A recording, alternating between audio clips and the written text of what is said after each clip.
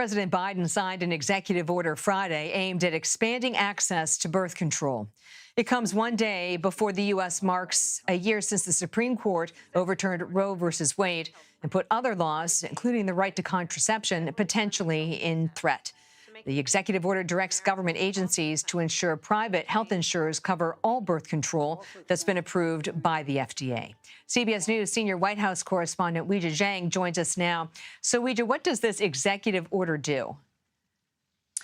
Catherine, this is largely symbolic because we're talking about a lot of directives. We're talking about asking the heads of several different agencies, including Health and Human Services, Treasury, and Labor, to ensure that private health carriers, as you just mentioned, have access to their patients to make sure they have these, contraceptive opportunities and options. But I think it really points to the fact that the president's executive power is limited when it comes to actually, legalizing or codifying abortion rights and contraceptive rights, which is, of course, still wrapped up in the courts. And so even though the president did sign this executive order, it doesn't really have any teeth when it comes to that. It's all about expanding contraception on the federal level.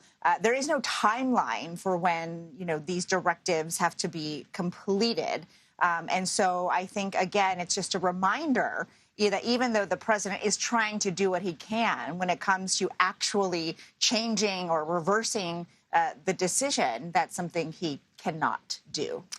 So in other White House news, the Indian Prime Minister Modi attended more events at the White House as part of his state visit. What was the focus on Friday?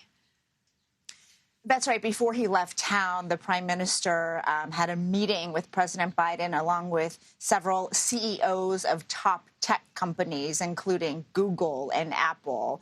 And this is really meant to talk about competition, to talk about ways that the U.S. and India can work together. And at the core of it, Catherine, just like so much of the president's foreign policy, it is about moving away from China and trying to isolate China economically, especially with regard to technology looking ahead. And so this was a meeting to talk about different opportunities for these two companies to work together when it comes to the tech space. Now, of course, the backdrop of all of this is the big question about human rights, because this particular Prime Minister, Modi, has been accused of not being a champion for diversity of religion and for some human rights abuses even. And so the president has had to walk that really fine line to say that he's had discussions behind closed doors about democratic values and human rights, but certainly publicly, it's all about competition